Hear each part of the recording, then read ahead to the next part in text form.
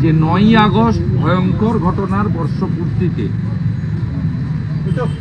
অরাজনৈতিকভাবে যদি ডাক্তার বোনের পিতা মাতা নবান্ন চলো অভিযানের মতো কোনো বড় কর্মসূচির ডাক দেন, তাহলে রাজনীতির পতাকা সরিয়ে রেখে আমরা সবাই অর্গানাইজও করব, পার্টিসিপেশনও করব।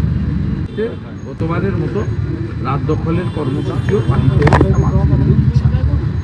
আমাদের ডাক্তার বোন তার পিতৃদেব এবং মাতৃদেবী তার অনুমতি নিয়ে দেখা করবে, কারণ প্রাইভেট বাড়িতে দেখা করা উচিত নয় এবং এটা সমীচীন।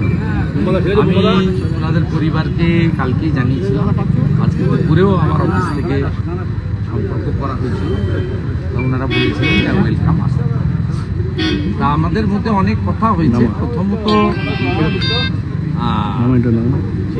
ওনারা যে আইনি লড়াইটা শিয়ালদা কোর্টে বা কলকাতা হাইকোর্টে লড়ছেন, পশ্চিমবাংলার একজন সচেতন নাগরিক হিসেবে রাজনৈতিক পরিচয়ের ঊর্ধ্বে উঠে বা আমি কোন পদে আছি তার ঊর্ধ্বে উঠে, এটাতে পশ্চিমবাংলার লক্ষ লক্ষ কোটি কোটি সচেতন নাগরিকদের মতো আমারও পূর্ণ সমর্থন আছে।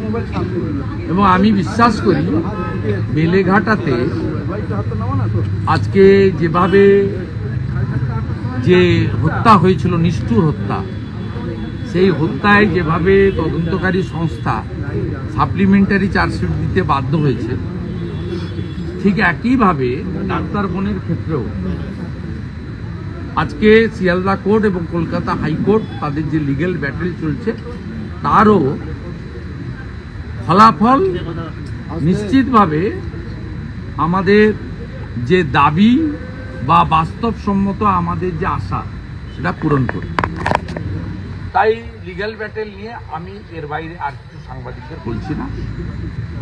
আমি অন্যান্য অনেক কথা হয়েছে, সে বিষয়ে আমি এখানে সম্পূর্ণভাবে বলছি না, গোপনীয়তা কিছু বিষয় আছে, রাখা উচিত। কিন্তু আজকে পশ্চিমবাংলায় যে কটা ঘটনা গত কয়েক বছরে ঘটেছে, তার মধ্যে ডাক্তার বোনের বাবা মার যে লড়াই, মেরুদণ্ড সোজা রেখে রাজনীতির ঊর্ধ্বে যে কঠিন এবং কঠোর লড়াই, এই ভয়ঙ্কর হিংসাশ্রয়ী শাসকের বিরুদ্ধে, এটা অন্য কেউ পারবেন বলে আমার মনে হয় না। তাই তাদের দুজনকে তাদের এই কঠিন লড়াই, একেবারে লক্ষ্য অবিচল থেকে লড়াই, তাকে আমি কৃতজ্ঞতা এবং প্রণাম নিবেদন করি। তৃতীয় হচ্ছে, আমি প্রকাশ্যেই ঘোষণা করেছিলাম যে 9ই আগস্ট ভয়ঙ্কর ঘটনার বর্ষপূর্তিতে অরাজনৈতিকভাবে যদি ডাক্তার বোনের পিতা মাতা নবান্ন চলো অভিযানের মতো কোনো বড় কর্মসূচির ডাক দেন, তাহলে রাজনীতির পতাকা সরিয়ে রেখে আমরা সবাই অর্গানাইজও করব, পার্টিসিপেশনও করব। বাকিটা ওনার মুখ থেকে শুনবেন। উনি শুধু আমাকে বলেছেন, মাতৃদেবী বলেছেন যে 9 তারিখও হোক, যেভাবে গত বছর 27শে আগস্ট ছাত্র সমাজ করেছিল,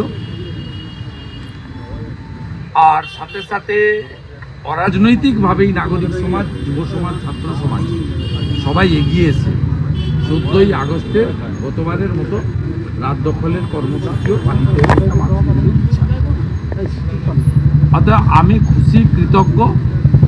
আমি আগামী 1 মাসের বেশি সময় থাকলো হাতে, আগামীকাল 6 তারিখ আমি এই কর্মসূচি সফল করার কাজে আমার রাজনৈতিক সাথী শুধু নয়, সমস্ত শুভানুধ্যায়ীদের নিয়ে, এবং গতবারে যে ছাত্র সমাজেরা যারা করেছে, গ্রেপ্তার হয়েছে, 109 জন জেল খেটেছে, 109 জন, তাদের মামলা এখনো চলছে, তাদের সম্মিলিতভাবে নিয়ে এটা অর্গানাইজ করব।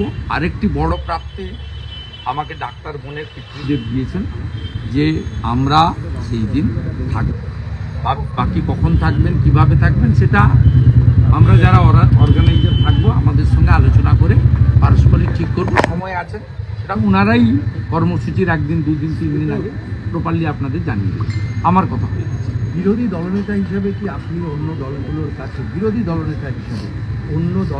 কাছে কি আহ্বান করবেন? এটা তো দেখুন, আমি যে দল করি, আমাদের দলের আরজি করের ঘটনার পরে স্ট্যান্ড খুব ক্লিয়ার। আমরা বলেছি যেখানে এই ইস্যু নিয়ে লড়াই হবে, আমরা পতাকা ছাড়া আমাদের যেতে কোনো আপত্তি নেই। আমরা যেমন পতাকা নিয়ে দলীয় ব্যানারেও কর্মসূচি করব, যেখানে পতাকা বর্জিত কর্মসূচি হবে সেখানেও বিজেপির কোনো কর্মী সমর্থক ভোটারের যেতে আপত্তি নেই, কিন্তু সেক্ষেত্রে যেন ন্যূনতম সম্মান প্রত্যেকের থাকে। অভিজিৎ গাঙ্গুলি বা অগ্নিমিত্রা পালদের মতো অসম্মানজনক পরিবেশ পরিস্থিতি যেন কেউ তৈরি না করেন, এটাই আমাদের স্ট্যান্ড ছিল। সে স্ট্যান্ড আজকেও আছে। এবং গতবারে 27 আগস্ট ছাত্র সমাজ যে আন্দোলন করেছে, তারা বলেছিল যে রাজনৈতিক নেতৃত্বরা আমাদের দূর থেকে সাহায্য করবে, মানে পরিচিত মুখদের আসতে না। আমি রেল স্টেশনে থেকে ওদের সাপোর্ট দিয়েছি। আমি 50,000 জলের পাউচ, মেডিকেল, যারা আহত হয়েছিল 35 জন চিকিৎসা, 109 জনকে জামিন করানোর ব্যাপারে আইনি সাহায্য, লয়ার প্রোভাইড করা, সবই করেছি। এক্ষেত্রে যে কর্মসূচি পিতামাতার মুখ থেকে শুনবেন, কমপ্লিটলি নাগরিক সমাজ, যে নাগরিক তো আগে, তারপর তো রাজনীতি। অর্থাৎ যদি আপনি মনে করেন যে হুঁশযুক্ত মানুষ, মানুষ নামটা হয়েছে কেন? যার হুঁশ আছে। তা আপনি যদি হুঁশযুক্ত মানুষ হন, আপনার লক্ষ্য যদি ঠিক থাকে, এবং এটা যদি অত্যন্ত মর্মান্তিক বেদনাদায়ক ঘটনা ঘটে থাকে, এবং এই সরকার, এই মুখ্যমন্ত্রী দায়ী থাকেন, এই পুলিশ দায়ী থাকেন, বা তদন্তকারী যে সংস্থাই থাকুক না কেন, যারাই থাকুক না কেন, তাদের কাছ থেকে এখনো পর্যন্ত সঠিক বিচার না পাওয়া যায়, তাহলে সে আন্দোলনে সকলে অংশগ্রহণ করতে পারে। এক্ষেত্রে আলাদা করে দলকে, সামাজিক সংগঠনকে, ধর্মীয় সংগঠনকে, ব্যক্তিকে আমন্ত্রণ করার বিষয় নেই। বাধা তো কারোর ক্ষেত্রেই নেই। সবাই আসুন, সবাই যোগদান করুন, নিজের মতো করে যোগদান করুন। এবারে একটা টিম তৈরি করতে হয় যারা পুরো বিষয়টা দেখাশোনা করবে। 27 আগস্টে ছাত্র সমাজের যে তরুণ যুবক যুবতীরা এগিয়েছিল, তারাই এই অনুঘটকের কাজটা করবে। আমরা সবাই আমাদের শুভানুধ্যায়ীদের নিয়ে হাজারে হাজারে অংশগ্রহণ করব। নিশ্চিতভাবে শান্তিপূর্ণভাবেই প্রতিবাদ হবে, পুলিশ তার কাজ করবে, এবং ওনারা দুজন থাকবেন বলেছেন। এটা একটা এই আন্দোলনকে অন্য মাত্রায় নিয়ে যাবে বলে আমি। কিন্তু